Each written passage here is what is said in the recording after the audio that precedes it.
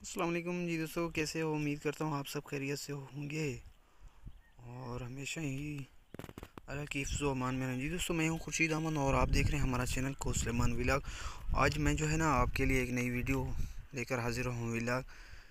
जी, अगर आपसे एक छोटी सी रिक्वेस्ट है, अगर आप हमारे चैनल पर नए हैं तो प्लीज़ हमारे चैनल को सब्सक्राइब करें और साथ बेल आइकन को प्रेस करें ताकि जब भी हम कोई नई वीडियो अपलोड करें तो उसकी नोटिफिकेशन आप तक आसानी से पहुँच सके। आज विलेज का वीडियो मैं आपके सामने पेश कर रहा हूँ। मैंने सोचा चलो आपके अपलोड कर दूँ।